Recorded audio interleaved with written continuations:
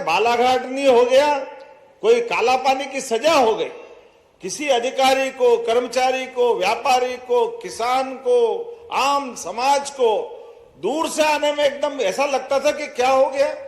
और ऐसी उतनी बड़ी चुनौती कि आखिर बालाघाट के अंदर डिंडोरी, मंडला, बालाघाट, अभी जिस प्रकार से आपने वास्तव में, मैं प्रशासन के साथ सभी अधिकारियों को बधाई देना चाहूंगा, आपने अमर जवान ज्योति के माध्यम से वो सब कुछ संकलन करते हुए अपने वीर सिपाहियों को, अधिकारियों को जो उनकी श्रद्धांजलि दी है, जोरदार बधाई, अभिनंदन करता हूं। वास्तव में मुझे गर्व है कि हमारे जवानों ने अपनी शहादत देते हुए एक तरह से असंभव काम को संभव करके दिखाया।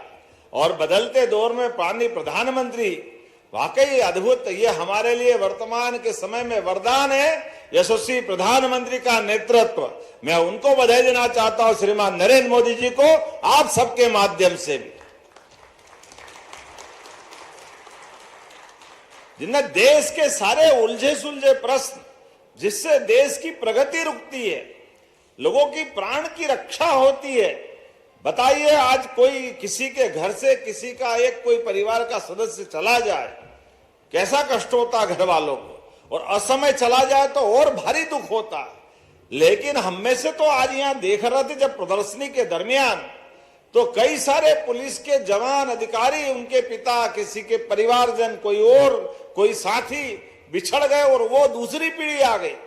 लेकिन उनकी हौसले की परिपूर्ति हमारे इस संकल्प से होती है कि गर्व से कह सकते कि हाँ, मध्य प्रदेश की धरती पर अब कोई नक्सलवादी बचा नहीं है। हमें इस बात का संतोष और इस बात का गर्व है।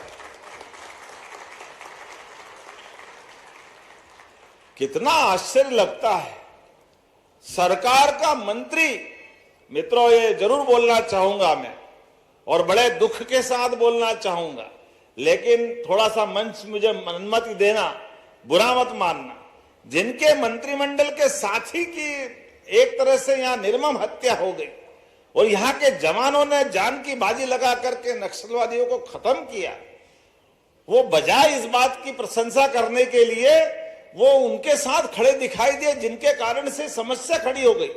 बड़े दुख के साथ कहना पड़ेगा, मुझे इस बात की प्रसन्नता है, हमारी सरकार ने सभी दलों की सीमाओं से ऊपर उठ करके एक असंभव से असंभव लगने वाले काम को संभव करके दिखाया। ये उसका प्रतिपूर्ति है, ये उसका परिणाम है, ये उसका पारितोषिक है। और इसीलिए इस अवसर पर मैं घोषणा भी करना चाहता हूं कि जब हमारे जवानों ने ये दुनिया के सामने, देश के सामने, यशस्वी प्रधानमंत्री के नेतृत्व में, माननीय गृह मंत्री के मार्गदर्शन में, जब ये इतना बड़ा उपलब्धि वाला एक अपना बड़ा मुकाम हासिल किया, और इसकी मुकाम की कीमत भी कोई मामूली बात नहीं, 38 वीर जवानों ने अपना सर्वोच्च बलिदान अर्पित किया है। ये छोटी मोटी बात नहीं है। हमारी मध्य प्रदेश सरकार के एक मंत्री की शहादत यहां हुई, स्वर्गीय लखीराम कावरे जी, उनका अपना यहां बलिदान हुआ। और जो वो प्रदर्शनी दिखा रहे थे, उस प्रदर्शनी में कहा कि उसके पहले जंगल के अंदर घटना हो रही थी, अब जंगल से बाहर आने का दुस्साहस भी नक्सलवादियों की हौसले की हम कल्पना कर सकते, वो कहां तक सोच रहे थे। और उतना ही नहीं, क्या क्या प्रकार के टिफिन बम से लगा करके कितने प्रकार के हथियार, कहां से वो कैसे कैसे सोचते थे, ऐसा लग रहा था जंगल राज आ गया। लेकिन मुझे इस बात की प्रसन्नता है, हमारी पुलिस ने हमारी सरकार के बनने के बाद प्रशासन के साथ मिलकर के, यद्यपि 1990 से चालू होने वाली ये घटनाओं की पहली एफआईआर तो 1990 में हुई थाना बिरसा में, और 90 से लेके 2025 तक 38 पुलिस जवान, 27 आम नागरिक, सबकी शहादत हुई है, सबका बलिदान हुआ है।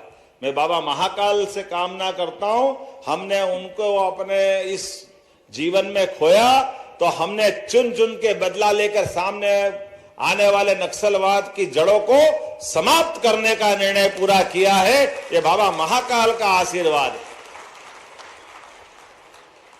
यद्यपि चुनौती बहुत बड़ी थी, मध्य प्रदेश छत्तीसगढ़ की 800 वर्ग किलोमीटर की बॉर्डर, जिसमें बालाघाट, मंडला, डिंडोरी 220 किलोमीटर की बॉर्डर नक्सल और खास करके फॉरेस्ट का इतना चुनौती भर माहौल कि ऐसे अंदर में जब व्यक्ति को व्यक्ति नहीं दिखता है, तमाम प्रकार के जंगली जानवर अंदर रहते हैं और चुनौतियां बारिश से लेके सब मौसम की अलग रहती है। हमारे फॉरेस्ट के सघन वन के अंदर भी लगातार अभियान चलाते हुए अकेले 2025 में भी नक्सल परिदृश्य के अनुरूप रणनीति में लचीलापन ला करके आपने मेगा कासो रणनीति बनाई, जिसमें नक्सलियों की सूचना मिलने के बाद एक क्षेत्रफल के अंदर धकेलते हुए बाकायदा 3 तरफ से उनपे अंकुश लगाने का जो प्रदर्शन किया है, वो प्रदर्शनी के माध्यम से समझ में आता है। इसका परिणाम निकला है कि लगभग 38 मेगा कासो ऑपरेशन के माध्यम से 2 से लेकर 7 दिन तक ये अभियान चला है और 815 पार्टियों ने इसमें भाग लिया और इसका परिणाम 4 दुर्दांत नक्सलियों को न्यूट्रलाइज करने में पुलिस को सफलता मिली। मैं बधाई देना चाहता हूं। 2025 में अब तक के सर्वाधिक 4104 नक्सल विरोधी अभियान के सफल ऑपरेशन चालू किए, जिसमें 23% पिछले वर्ष की तुलना में ज्यादा है। और इतना ही नहीं, मानसून की कठिन परिस्थिति में भी नदी में फिसलन, पहाड़ों पर तमाम प्रकार के खतरे, जंगली जानवर का खतरा, सब चुनौतियों के बावजूद भी आमतौर पे बारिश में ऐसे ऑपरेशन बंद हो जाते थे, लेकिन हमारे प्रशासन के साथ पुलिस के जवानों ने अपनी जान की बाजी लगा करके 2025 में बारिश के समय भी 1239 ऑपरेशन किए। जोरदार अभिनंदन करें ऐसी चुनौतियों के बीच भी। इसका फर्क ये पड़ा कि नक्सली दलम जंगल में एक स्थान पर टिक नहीं पा रहे, लगातार भागते रहे। उनका अपना लगातार जिस प्रकार से माहौल बना, मुझे इस बात की प्रसन्नता है कि 2025 में अब तक के 10 सर्वाधिक हार्डकोर सशस्त्र नक्सलियों को हमारी पुलिस ने मार के ढेर किया है। यह हमारे लिए अपने लिए सबसे आनंद की बात है कि जब हमने कहा कि लाल सलाम को आखिरी सलाम और कहा कि या तो सरेंडर करो या मारे जाओगे, ये इस बात की पुष्टि थी कि जिन्होंने नहीं माना उनको ढेर करने का काम हमारे जवानों ने किया है। ये हौसला अफजाई करने के लिए जोरदार अभिनंदन हमारे सभी अधिकारी और जवानों का करें। बोलने के लिए तो मैं बहुत देर तक बोल सकता हूं। सच में इतना अद्भुत आपने काम किया। इसमें 2025 में अकेले 30 से अधिक हथियार और 16,50,000 रुपया और कितने प्रकार की क्या क्या चीजें ली है, वाकई गजब है। लेकिन आज जब मैं आपसे बात कर रहा हूं तो हमारी चुनौती और आगे बढ़ रही है, इसलिए कि हमने अपना एक बड़ा अभियान की पूर्ति की है, लेकिन भविष्य में हमारी सरकार के माध्यम से वो सारे प्रबंध कर रहे हैं कि आप दोबारा इस स्थान पर यहां नक्सलवादियों को अपने पैर जमाने के लिए कोई जगह नहीं मिलने वाली है। ये सारे प्रबंध हमारी सरकार के माध्यम से प्रारंभ करने का निर्णय हमारे द्वारा लिया गया है। और पुलिस प्रशासन सब लोग लगे हैं। कितने प्रकार से आपने काम किए हैं। अकेले बालाघाट पुलिस ने एकल सुविधा केंद्रों के माध्यम से 100 से अधिक स्कूलों का नवीनीकरण प्रारंभ किया है। 150 से अधिक नक्सलवादी प्रभावित स्कूलों का नवीनीकरण और खासकर प्रधानमंत्री के विजन सबका साथ, सबका विकास, सबका विश्वास, ये जो भाव को उतारते हुए एकल सुविधा केंद्र, हजारों आदिवासियों को वन अधिकार पट्टे, जाति प्रमाण पत्र और खासकर चुनौती वाले मुद्दे पर हमने अपने इस अंचल में रोजगार के लिए भी बड़े पैमाने पे शिविर जुटा करके रोजगार से जोड़ करके जीवन के चुनौतियों में हम सरकार के माध्यम से मदद करने के लिए आगे बढ़ रहे हैं।